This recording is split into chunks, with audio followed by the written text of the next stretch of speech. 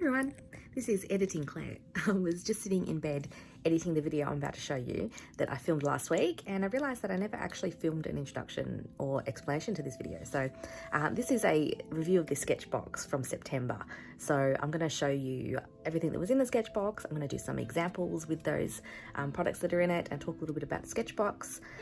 Once again, as usual, I have mentioned this before in my other Sketchbox videos, I'm not affiliated with Sketchbox at all. I pay for the subscription myself. I'm not sponsored. So these are just my opinions, you know, based on what I think of the products. And yeah, I hope you enjoy it. Okay, so here we are with the September 2021 Sketchbox. I know that I'm like a month behind because by the time this gets sent out to me, it's usually like a whole month ahead, and yeah. But anyway, this is what is in the box. It's more of like a, I'd say like a watercolor brush pen type of box. So these are the Acacia watercolor brush pens. We get two colors. They're both sort of like pinky sort of red toned colors. And yeah, these were really nice. They dissolve really nicely in water. Like the water solubility is quite good. So yeah, I really liked using those. And the brush tip is actually like a really nice soft tip too. Sometimes the brush tips can be hard, but this one's actually quite soft. So that was really nice.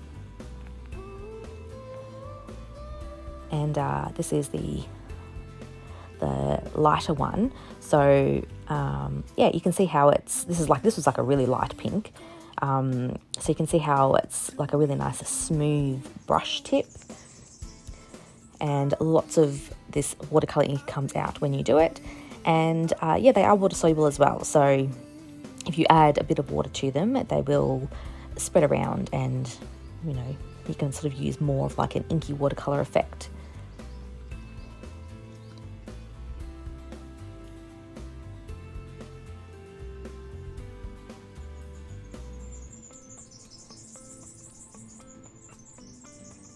Sorry, you can hear birds tweeting at my window. They're really loud.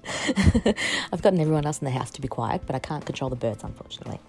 Anyway, so this pen is called it's by the same brand, I can't pronounce it, but it's a thin line brush pen, and it has like a really fine tip, like super fine tip. I actually really liked this one when I was doing sort of outline details, and it's like a really dark, it's a pine green, but it's actually, it's a lot darker than what it looks on here, especially when you're doing like liner work.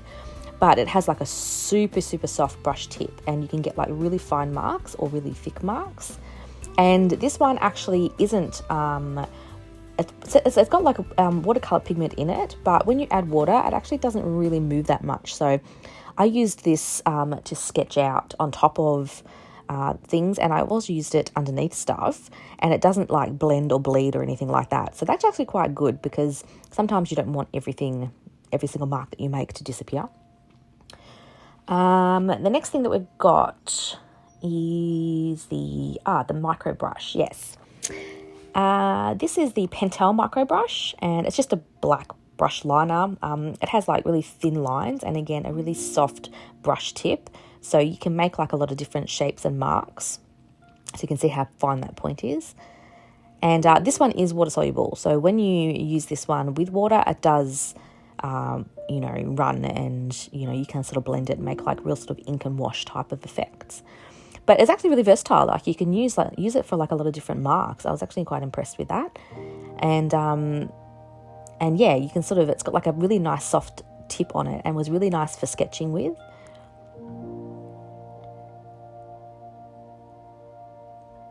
Yeah, so you can see there. And yeah, I will add a bit of water to it just to show you how it sort of blends with water. So it is like really water soluble. So it's very, it's not permanent at all. So it's kind of best for like details on top of things. So I wouldn't use this to sort of sketch underneath and then layer watercolor on top, because it's just going to blend away. So it's probably best for, you know, putting down washes of watercolor first and then adding this on top. And if you want to sort of blend and make it watery, then you can afterwards. But yeah, if you try to sketch with that first, what I'm trying to say is that it's just going to wash away. So this is the Winsor & Newton Pro marker. I was actually really interested to have a go at this one, because I haven't tried this watercolor marker before. It has like a marker end, and it also has a brush tip end. Personally, with most of these sort of brush markers, I tend to prefer to use the brush tip. I don't really like the hard edges that you get with the marker side of it. So yeah, but you can see this is like really liquidy. Like it comes out like really fluid and has a lot of pigment. So you can, it's water soluble as well. And being like a watercolor marker, it is really water soluble. So when you add water, it does spread around. And I think this is very similar to the Faber-Castell water markers, which there is one of those in this set. So I'll be showing you that next. But I've tried the Faber-Castell ones before, and I'd say that these Winsor & Newton ones are pretty much the same. Price-wise, I don't know what the difference is, but using them, it was basically the same. But this is like a really nice sort of sienna brown kind of colour. So this is the Faber-Castell watercolour marker. This is Indian Red. And again, it's a dual tip marker. So it's got the brush end and then it's got the marker end on the other side. Again, I've got a couple of these already, so I already know that I love these. I have used them a few times with some sketches and some watercolours. Again, I don't use the marker side much, but I do use the brush side a lot. It's got like a really nice feeling to it, and you can sketch with it and make really broad marks and thin marks, and it's quite versatile. So I have used these before, and I really recommend these ones. And the water solubility of these is really good too. So as soon as you add a bit of water to it, it blends away, and you can sort of add more brush strokes and brush marks with the pen too.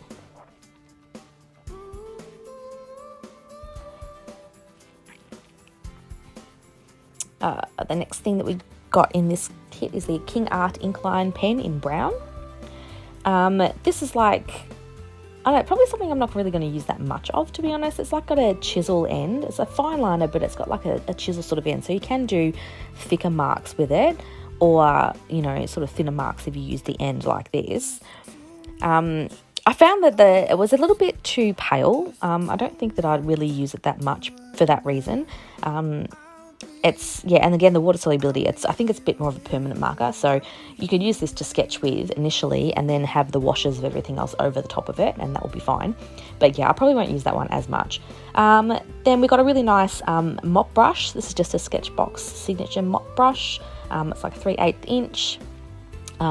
This was really nice. It held like heaps of water and worked really well with the pens because you could sort of blend the pens together, and yeah, it's not really that great for like precision. Like you're not going to get any sort of detail with this brush, but it's still a nice brush.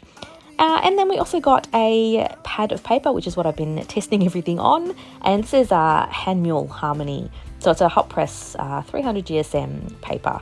And this paper was really nice. I've used up actually nearly all of these with these pens and with some inks. And it's a really smooth paper. I love working on hot press paper. I almost always work on hot pressed. And so this was really lovely. And yeah, like I said, I've almost used it all already. So that was what was in the box. So then I decided, of course, to do some sketching. The colours that were in this sketchbox, they're not really colours that I would normally gravitate towards. I'm more of I prefer cooler colours like the blues, the greens, and these are all like reds and browns.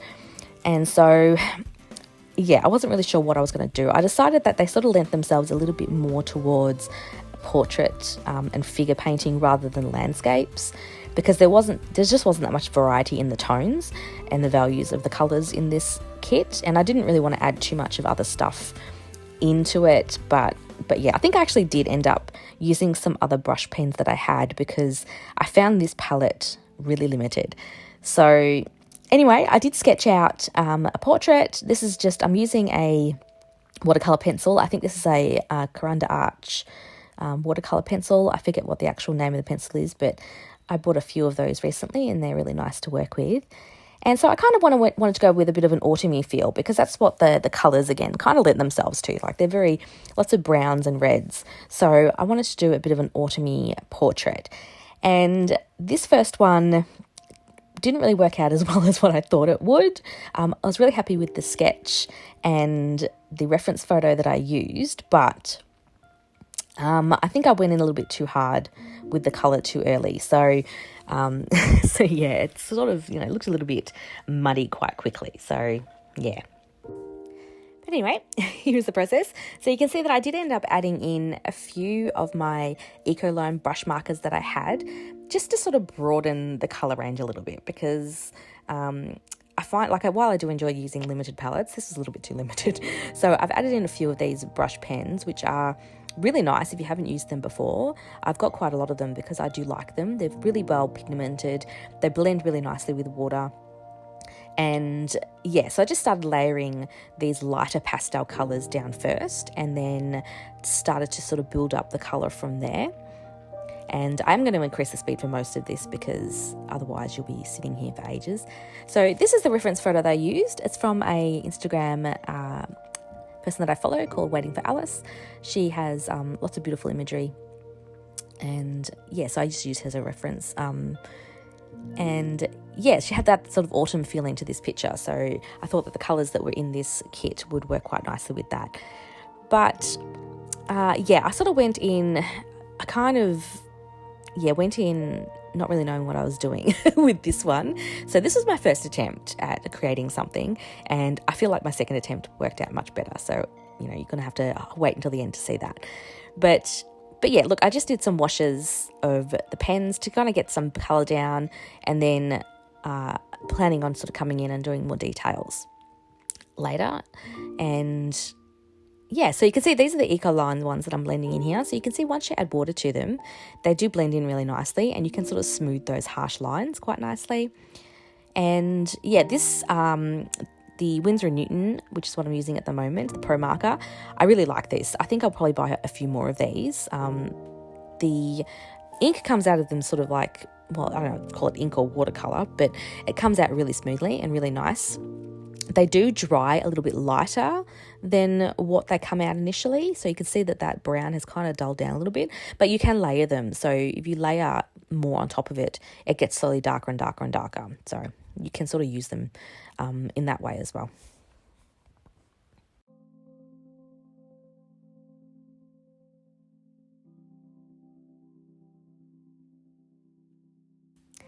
The other thing that I did wrong that I can sort of see as I watch back the videos that I took is that I didn't really wait enough time for the colour underneath to dry before I then went on top with more layers.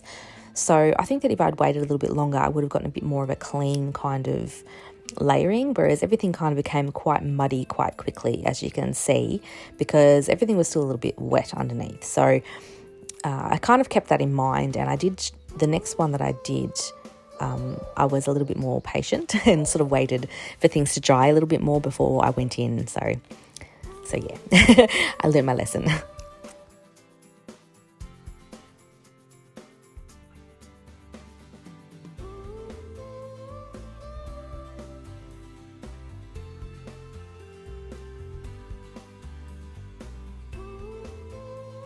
So here I am again using the Winsor & Newton Pro Marker to add in another layer, and you can see that as you keep layering it on top of each other, it does get darker and darker and darker. And so yeah, I really liked how it did that, sort of kept that the layering, you know, quite clean, if that makes sense. So you can keep building up the colour. And yeah, this came on like really nice, and it was really good for the shadows and the jumper. And yeah, like I said, yeah, I'm probably going to buy more of those. So that was a nice discovery. And I have been looking at those for a while, but you know, you can go crazy buying every single, you know, art material you come across. But so I hadn't actually bought any yet, but I think that I've used this one, I probably will. The gap that I have in my markers, or my watercolour markers at the moment, is with a lot of sort of lighter pastel colours. Most of the markers I have, I find they're quite dark and really vibrant, and I do need some more sort of more muted colours, like more pastel-y or grey colours. So I'm going to see what kind of colours they have in that collection to see if I can fill the gaps in my brush markers, you know, with what I need. Does that make sense? Am I making sense? So yeah, anyway, I used the Faber-Castell watercolour marker just then to add in a bit of texture on her jumper, because it was a knitted jumper and I sort of wanted to add a bit more texture to it. And again, using just a little bit of water just to smooth it out a bit so that it's, you know, blends in a bit nicer. And I didn't really have the right sort of colours to make these leaves as orange as I wanted to, so I kind of had to use a little bit of the marker and then, you know, sort of blend it in with the yellow one. And this is the pen, the Inkline pen that I used then, and just again to sort of add a bit of a browner sort of look to it. Yeah, just kind of like making it up as I go. But these markers, like you can see there, I know it's sped up, but I'm actually using the wet brush directly onto the tip of the marker and just picking up a little bit of the pigment and using my brush to spread it around rather than using the brush tip of the marker, because when you use the brush tip, it can let too much color out and too much pigment out. So just by brushing with a wet brush on top of it, you can pick up enough pigment to sort of lightly add it onto the areas that you want it onto. And so I find that works really well, and it's a really nice technique that I use too. So this is the, what's it called? The Thin Line Pine Green pen. So this is the one that I was talking about that's really nice to add in details later on. This is the one that's not, it's not like water soluble, so you can add it on top of the watercolor, and if you decide to go back over with more water, it's not really going to move very much. So I decided to use this to add in some of the details of the face. I also could have used the black, but I thought the black was a little bit harsh, so I sort of went in with this pine green first, just to get, like, you know, the details of the eyes and the nose and lips in without it being too much. And yeah, for that, this was a really nice pen to use because it has like a super, super fine tip. So you can see that I can get like a lot of detail, and not a huge amount of pigment comes rushing out of it. So it's enough just to add a few little touches of detail and a few shadowy areas just to define the features of the face a bit more, which I wasn't really getting with the other pens. So that's why I came in to do these details. And that worked really well.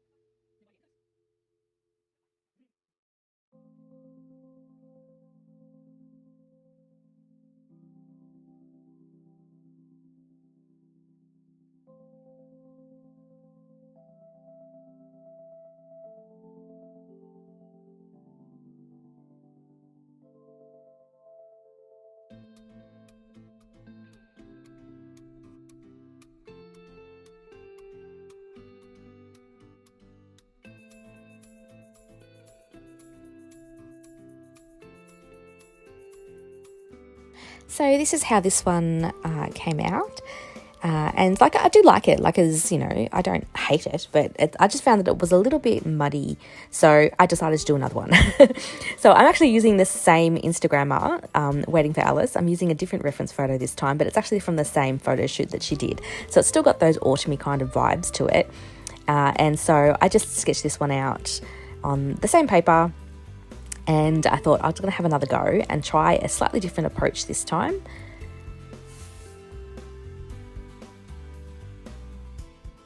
Is it too much to wonder? I'll be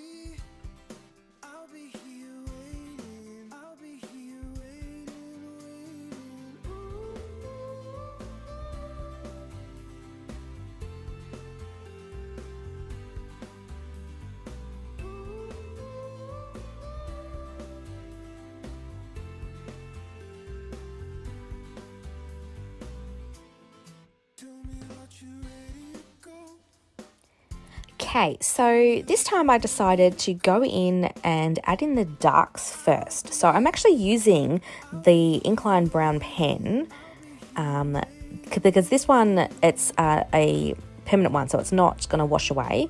And so I thought I'd add in some darks with that first to see if I can sort of establish the shadows and things before I come in with the other washes. And after doing this, I think this worked a lot better.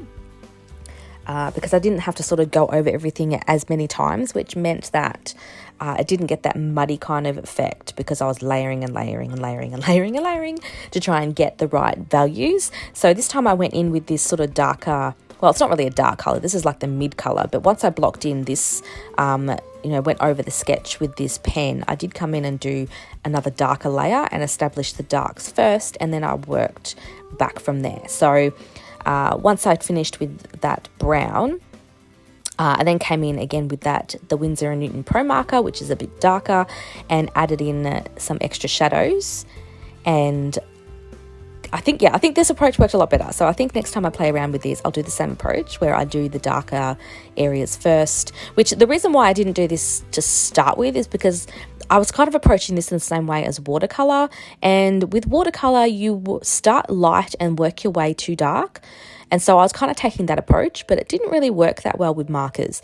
So I felt like this approach of starting with the darks and then going to the lighter colors kind of worked. I mean, you do have to retain the lights as you would in normal watercolor, but I went in with these dark colors first. And yeah, I think that was a little bit more successful than the first attempt. So I think that's the key here. This is the thing that's like great about getting, these different products and different materials, because I like the challenge of kind of working out, how do I get this to work? Because, every single art material has like a totally different way of mastering it. And I find that really interesting and sort of going, okay, well, this is how I approach watercolor. Is this going to work for these markers? And in this case, it didn't really. And so I thought, okay, well then, what else can I do? I can, when it comes to acrylic painting, I tend to go dark to light. So let's see if that happens. And so I gave that a go and I felt like it worked a lot better. So yeah, that's just, my own experience with this. And yeah, so I just gradually kept layering. And I did start to go I sort of went back and forth with lights and darks. Like this is the Ecoline brush pen that I used just to sort of add in some shadows on the face. And I tried to not do too much on the face because everything else was going to be quite dark in the background. So I felt like I could leave the face fairly light and that would be okay. And it would actually make her stand out a bit more from the background. So, and once again, this thin line pen, which is by, let me see if I can pronounce this, Acacia Say? Something like that. This is actually coming in really handy. I'm finding that I use this quite a bit because, again, it's not as, being that pine green colour, it's nowhere near as harsh as the straight black. And so it does sort of blend in a little bit better with the tones in the other pens. It's not so dark, but it adds enough darkness that I can get the details of the face and the hairline and things like that in, and it's not getting too lost. So I did like that. So yeah, you can see that I'm just slowly adding in some more details, and I think that I did add in a few other layers of colour as well with yeah, that's right, that's the other thing I was going to say, is that in the actual reference photo, her dress is just like this plain rust colour, which looks really nice in the photo, but for this sketch I felt like it was kind of a bit boring. So I decided to come in a minute and actually add in a pattern on the dress, and I just used a combination of the different coloured pens and added in a bit of a random pattern. So again, this is like trying to be very subtle on her face as well. So you can see how I'm dipping dipping my brush onto the end of that pen and using just a little bit of the pigment just to build it up a lot lighter, instead of going straight in and using the actual brush tip onto her face, because that would have made marks a little bit too harsh. So I did just use that to add some details and some more values to her face a little bit. and her hair and, you know, bits and pieces around. And yeah, so it kind of got to this point, when I'm backtracking. Got to this point where I thought, this dress is looking a little bit boring. I think I need to do something else to it. What can I do to sort of add a bit more interest and a bit more contrast? And that's when I decided that I would add a pattern onto her dress. And I'm glad I did, because I think it made a huge difference. So here I am just adding in some other random sort of colours onto the dress. And I have the darker version of this watercolour brush pen, and I'm just adding in random sort of floral-y kind of marks, and I went the whole way over the dress with this, and then I just started to build up a pattern in the same way with some of the other pens. And yeah, I really liked how it looked, so I used a bit of artistic license and made it look a little bit more interesting.